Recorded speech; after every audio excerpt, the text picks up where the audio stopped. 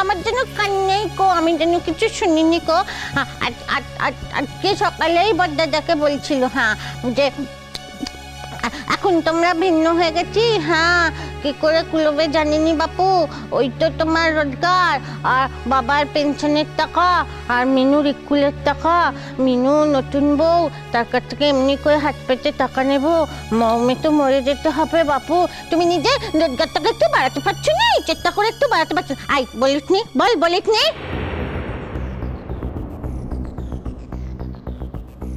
তুমি কি এখন খাবে না আমি নিজের কাজ করতে চলে যাব বলো? পারি, তোমার অত পাকা পাকা কথার দরকার কি বলো দেখিনি? খেতে বলছে খেয়ে নাও, খেয়ে নাও। সত্যি কথা কই দিয়েছি তো, এই জন্য এখন খুব গায়ে নিয়ে গেছে। হ্যাঁ বৌদি। হ্যাঁ মেজো ঠাকুরপো বলো। বৌদি বলছিলাম যে শ্রীময়ী তো আজকে মাছ রান্না করেছে, তো মা বাবা আর বাড়ির জন্য অন্তত না, মানে বেশি আছে তাই বলছি আর কি। দেখো তুমি তোমার বাবা মা বোনকে মাছ খাওয়াবে, এতে তো আমার কিছু বলার নেই ভাই, কিন্তু দেখো এখন থেকে তো আর রোজ রোজ আমরা মাছ খেতে পারবো না, তাই ওদেরও তো একটু অভ্যেস করতে হবে। মানে তুমিও তো আর রোজ মাছ দিতে পারবে না, আর তুমি রোজ মাছ আনলেও আমাদের যে নিতে ভালো লাগবে এমনটা তো নয়। ও নিয়ে তুমি ভেবো না। আমি সয়াবিনের তরকারি রান্না করেছি, খুব কষা কষা করে রসুন পেঁয়াজ দিয়ে করেছি, একদম মাংসের মতো করে। তুমি ভেবো না, তুমি দেখো বাবা খুব তৃপ্তি করে খাবেন।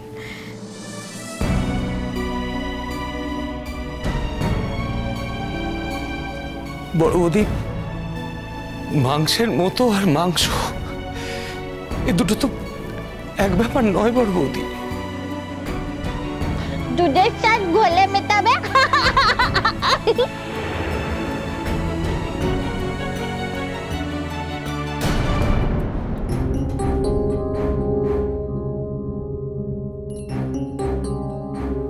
সকালবেলা তো এখানেই খেয়ে নিয়েছো, দুপুরেও কি তাই করবে? যদি তাই করো তাহলে আমাকে আগে থেকে বললেই পারতে, আমি শুধু শুধু কাঁড়ি কাঁড়ি রান্না করতে বসতাম না। মেজকা, তুমি আমাদের সঙ্গে সকালবেলা জলখাবার খাওনি বলে জানো মেজো কাকিমা সকাল থেকে কিচ্ছু মুখে দেয়নি। দিদি ভাই, তোমাকে একটা কথা বলে দিচ্ছি, তোমার যদি তোমার দেওরকে খাওয়ানোর ইচ্ছেই থাকে আমাকে, তাহলে একটু আগে থেকে বলে রাখবে। আমাদের এই কজনের সংসারে এত রান্না করে বিলাসিতা করে নষ্ট করার মতো তো অবস্থা নেই।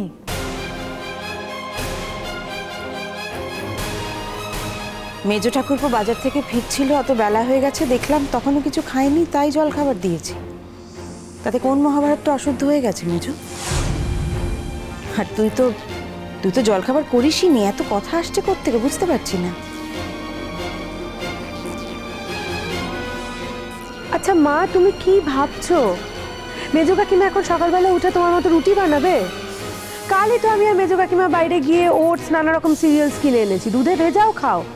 অত ঝামেলা করার সময় আছে নাকি আমাদের? যাকগে মেজকা, দেখো যাই বলো আর তাই বলো, কাজটা কিন্তু তুমি ভালো করো। সকালবেলা যা হয়ে গেছে হয়ে গেছে, এখন চলো তুমি আমাদের সঙ্গে খাবে, চলো। কি আর করা যাবে, দাদু ভাই জোর করে সবাইকে আলাদা করে দিল।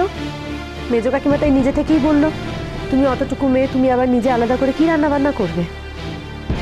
তাছাড়া নীলটাও তো এখন বাড়িতে নেই, তাই মেজো কাকিমা বললো তুমি আমাদের সঙ্গেই খাবে।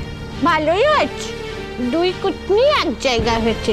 আর এক কুটনি বাপের বাড়িতে পড়ে আছে, সে হোতা থেকে হেতা চলে এলে এই আরশি মেজগিন্নি আর বেকামুখী তিনজনে মিলে একদম ভালোই হবে। হ্যাঁ, দল তৈরি করবে। এতকাল ধরে রাঙাপিসি সংসারে এই কুটনামিগুলো করে গেছো, তাই জন্য দেখো সংসারটা ভেঙে কিন্তু টুকরো টুকরো হয়ে গেল।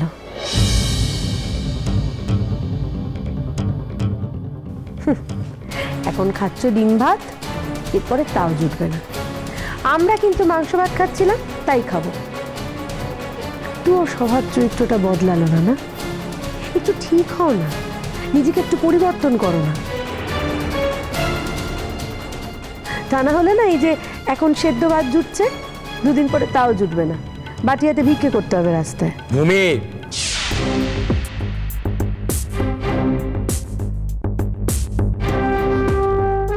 ভূমি, একটা চড়ে না তোমার সব কটা দাঁত ফেলে দেবো কিন্তু আমি। তখন থেকে যা মুখে আসছে তাই বলে যাচ্ছ না? আমরা বাটি ধরে রাস্তায় ভিক্ষে করতে বসতে তোমার খুব ভালো লাগবে, তাই না?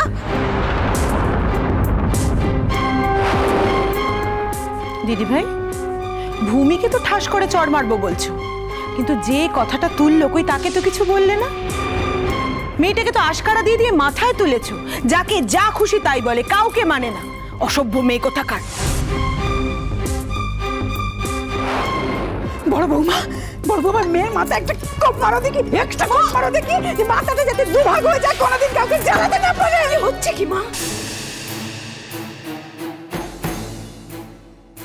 হয়েছে হয়েছে হয়েছে হয়েছে, অনেক হয়েছে, অনেক চিৎকার চেঁচামেচি হয়েছে। এই ভর দুপুরবেলা চিৎকার চেঁচামেচি করে বাড়ি মাথায় তুলো না প্লিজ, ভাল লাগছে না কিছু আর। তুমি যাও যাও, নিয়ে এসো মাছটা, রান্না করা মাছের ঝোলটা নিয়ে এসো, যাও। তার মানে মানে যা তাই, মানে আবার কি? এখানে আজকে মাছ হয়নি, বাবা মাছ ছাড়া ভাত খেতে পারে না, তুমি জানো না সেটা? যাও নিয়ে এসো, মাছটা নিয়ে এসো, যাও। জলটা একটু বেশি করে এনো যাতে সবার এখানে কুলিয়ে যায়। যাও নিয়ে এসো। ও তাই বলো? আমি তো ব্যাপারটা বুঝতেই পারিনি, এতক্ষণে বুঝলাম। ভূমি, তুমি বুঝেছো তো? কেন বুঝবো না মেজো কাকিমা, এটা জলের মতো সহজ। দেখি দেখি, হাঁ কর, হাঁ করো দেখি, দেখি দেখি মুখটা দেখি। হ্যাঁ দেখো মুখের মধ্যে জমিয়ে রেখেছে, নাও নাও হাঁ করো।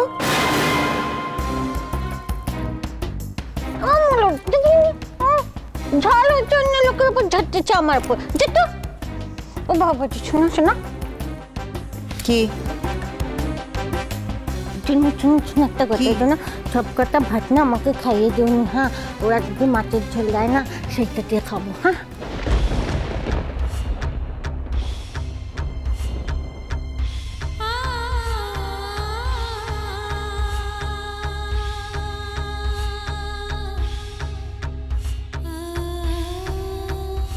কি হলো শ্রীময়ী, তুমি দাঁড়িয়ে আছো কেন? দেখছো তো মেয়েটা খেতে পাচ্ছে না, শুকনো শুকনো খেতে পাচ্ছে না, গলায় আটকে যাচ্ছে, যাও না নিয়ে এসো না।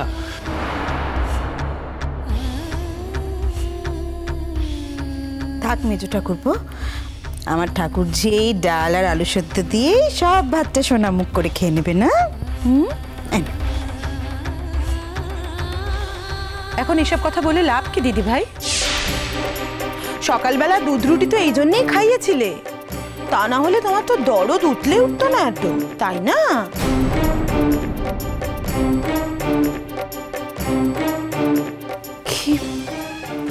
কি বলছিস তুই মেজো? আমি বুঝিয়ে বলছি মা। অ্যাকচুয়ালি মেজো কাকিমা যেটা বলতে চাইছে মা, সেটা হলো,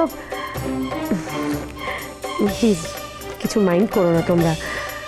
মা তুমি তো খুব ভালো করেই জানতে যে মেজকা সকালবেলা বাজার থেকে ভালো মন্দ কিছু এনেছে, তাই জন্যই মেজকাকে সকালবেলা জলখাবার খাইয়ে হাত করেছো, যাতে দুপুরবেলায় এদিককার কিছু ভালো মন্দ ওদিকেও যায়।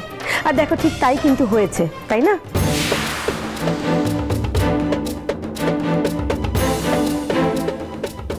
যা রান্না করেছি সব শুদ্ধ এনে দিচ্ছি, খাওয়াও তুমি তোমার গোষ্ঠীকে। আমি না হয় দুপুরবেলা এক গ্লাস জল খেয়ে শুয়ে থাকবো।